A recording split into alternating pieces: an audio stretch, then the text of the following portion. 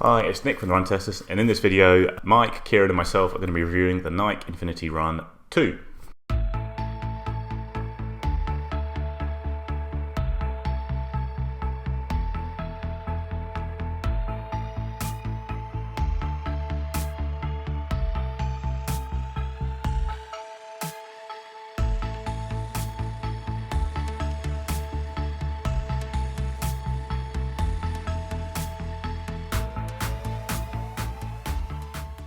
So when it comes to the design of the shoe, really the key point to talk about here is the updated upper, which is the only really substantial change to the Infinity Run 1. A lot of people had problems with the upper on the first shoe in that it wasn't tight enough, didn't have a lockdown fit, there was a lot of slippage around the heel. I didn't have those problems, I will say, but this new upper is still an improvement for me. There's lots more padding around the heel to really try and lock you down in place there.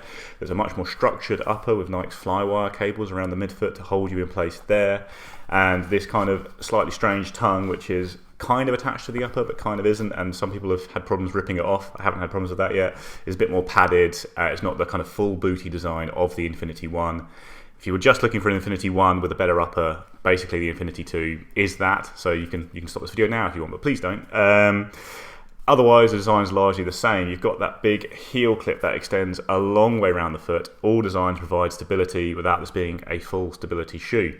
You've got the huge stack of Nike React foam, which has got a very clear kind of rocker design, just to kind of help you through your foot strike more smoothly and efficiently, despite the kind of large stack of foam. Stack is slightly higher in the men's shoe. It's 33mm at the heel, 24mm at the forefoot. And in the women's, it's 30.7mm at the heel and 22.3mm at the forefoot. The drop slightly different. It's 9mm in the men's and then 8.4mm in the women's. In terms of weight, it comes in just over 300 grams. In my UK9, it's 303 grams, 10.7 ounces. The outsole has got kind of similar design to the first one. It's this slightly, arty, I guess, the way it's designed, the way the rubber's been put in place here. But yeah, like I say, no problems in grip. Used this in some snowy runs and it was fine, and it's very durable if the first one is anything to go by. In terms of price, it's £140 in the UK, $139.95, or $160 in the US. So I'll start with the good stuff on the fit. This upper is great. It's what I expected from a Nike shoe. It's very comfortable. It's spacious without being too roomy, I think. I've got quite a narrow foot and I think it was a really strong fit. The tongue's great. I think nice and soft. Didn't rip out like I know some people have kind of reported they've had issues with. Sat really kind of nice and comfortable against the top of my foot. Thing I didn't like so much, so this bit around this kind of heel area, kind of reinforce it, kind of I guess pushes you into your foot into kind of being more stable in these shoes.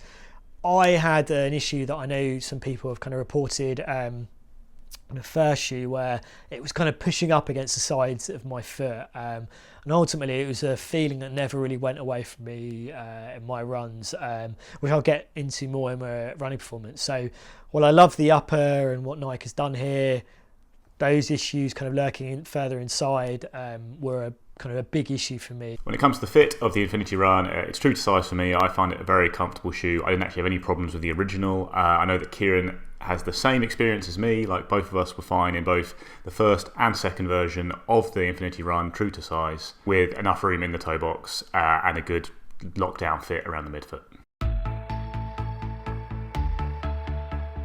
So I was a big fan of the original Infinity, and I think that carries over for me to the Infinity 2. I feel pretty much the same about this shoe as I did about that Infinity original, which you can find a review of that on the channel here. But essentially, the miles that I've done in these have been kind of about 40 or so, very sort of slow, lazy miles where I've had no real intent. I'm not out there running with a purpose other than just to be outside, getting some fresh air, ticking the legs over, and maybe a little bit of exploration. And I think that's when these shoes really come into their own. They are fairly sort of heavy, I think, really. I think they're coming around 281 grams in the shoe that I've got here, which is a UK size 8.5. And they're not the lightest shoe on the foot. You're going to want to be putting these on when you're running sort of fairly slow paces. But I do find that they're a really easy shoe to choose if you're going out for a run where you're not really sure, or you don't really have a specific aim in mind. You just want to go out, get outside, get some fresh air, and enjoy running for a bit of cardio and a bit of mental health. I think when you're not really expecting much and you know you're going to be plodding a bit, that's when these shoes come into their own. The uppers, I wasn't one of the people who had a bit of a problem with the original uppers, but I know some people might have found them a little bit tight or didn't quite enjoy the way that the heel collar worked. This extra padding around the heel collar for me just adds a little bit of extra plushness, adds a little bit of extra comfort, which is really something these shoes are all about.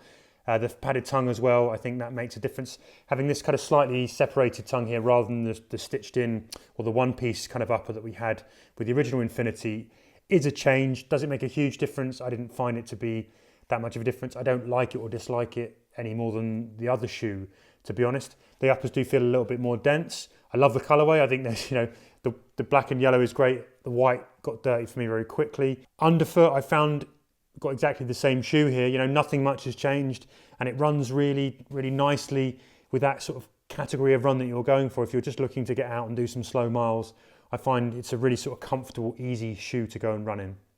I mean, I'm always happy to run in these when I know the kind of run is going to be not at fast pace. If I'm just going to go out and see how long I can run, see how many hours I can be out on my feet, I can easily pop these on. I know I'm not going to have problems in them. Yeah, they're not going to be high performance. They're not going to give me extra loads of propulsion, all that kind of thing. They're just sort of pleasant underfoot and, do a really nice job at a steady pace. So I'm kind of happy with these shoes in that, is knowing that that's what they're kind of made for. So I really enjoyed running in the Infinity Run 1. I have to say I found it a kind of comfortable, not exactly like fun or bouncy or springy shoe at all, but just, you could log miles in it without really thinking about it. It felt quite light and nimble on the foot despite the kind of big stack of cushioning, just I think because of that rocker design.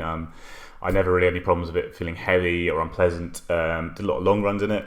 This year I've done kind of used for similar purposes. I've done some kind of progression runs, finishing at a steady pace at kind of around 3:45 per K, and it's always been pretty good for those. Like I say, it doesn't feel heavy. I think it's probably slightly more versatile than a lot of Easy Day shoes out there, and I actually took it to, also used it for a proper session for me, which was 2 sets of 12 times, 60 seconds on, 30 seconds rest. And I found that I was hitting my usual paces, which I'd normally do in a kind of speed shoe. Found it perfectly fine. Like, I don't think I want to do sustained efforts at around race pace in this shoe. That's probably where it wouldn't work, but it's feels light enough and nimble enough that you can put in little bursts of pace here and there.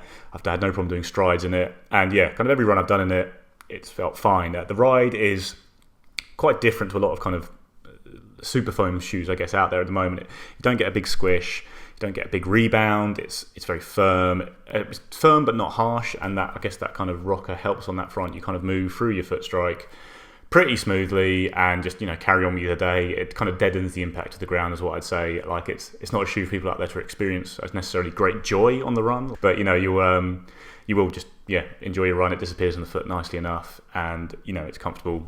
So no real problems for me on the running front. I also say that I do like the new upper.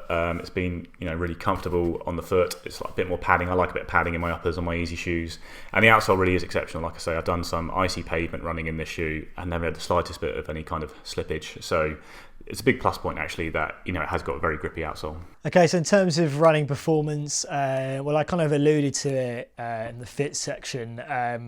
Those kind of arch issues I had, or the kind of shoe pressing up against that's part of my foot, never really kind of went away in the runs that I did in these. So I did just under 40k in these, which is not ideal, the amount of running I'd want to do in a shoe to kind of give you my take on them. But ultimately, those issues just never really went away.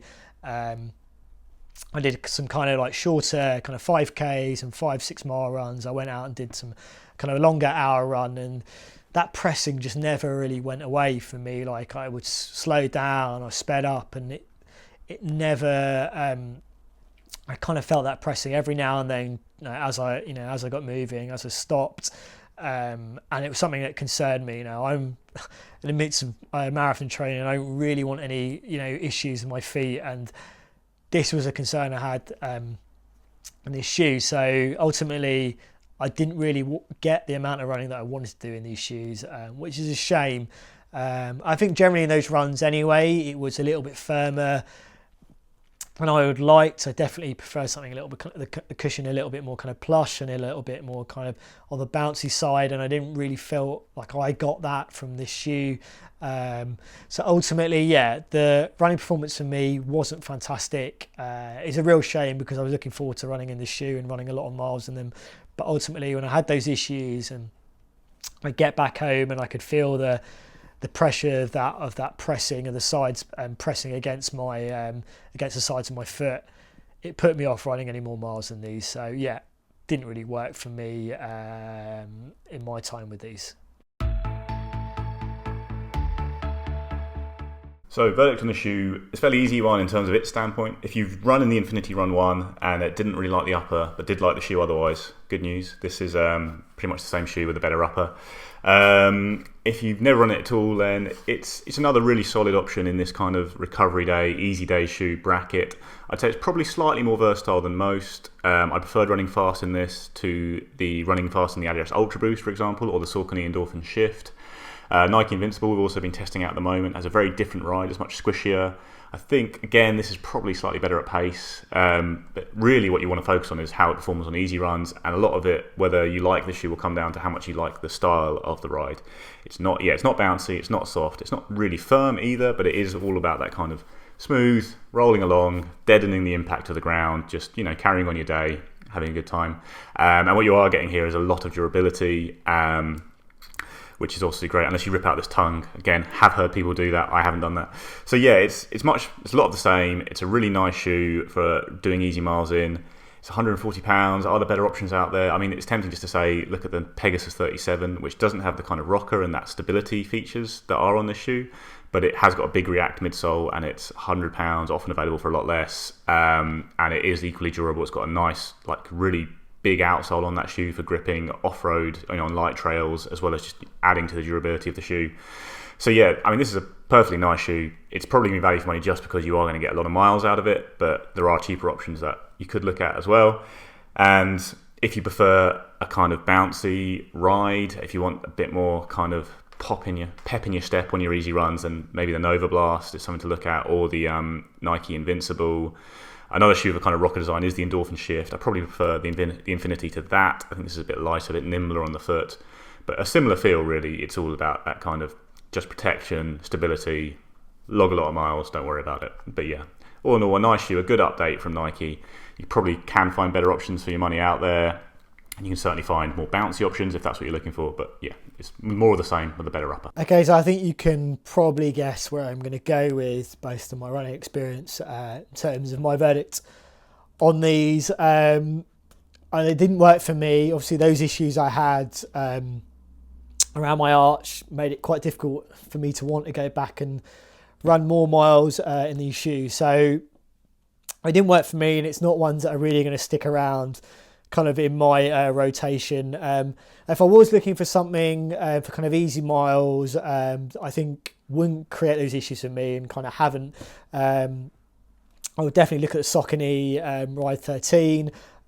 Also, I've only had a few kind of early miles in with Under Armour's Flow Velocity Wind, which Kieran has reviewed, and so far those have, I've kind of really enjoyed those early miles in those shoes, and I think that's going to be one that I would look to for kind of what this shoe is kind of designed for and didn't work for me. So my verdict on these then, I think they're a really solid shoe. If you're looking for something that is plush, well cushioned, is quite, has quite a good amount of stability, feels nice everywhere in all the areas, kind of hugs the foot with the uppers, nice amount of cushioning, just a nice cozy kind of plush, leisurely shoe to run in. I think this is a really good option. If you want to go a little bit more eco-friendly and you don't mind having a little bit more of a firm run, one alternative might be to take a look at the Allbirds Dasher. We've reviewed that shoe around here. It has a very sort of similar shape in terms of the underfoot.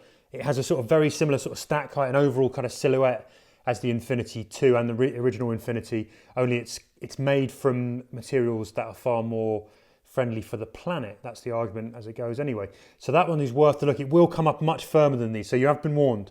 It's not as soft and as squishy as an Infinity 2, but if you're looking for, if you're somebody who just goes out and does the odd sort of few runs every week and they're at a steady, slow pace, you're not really that bothered about performance, you're not going to be in them for hours, then the Allbirds Dasher might be an alternative to these.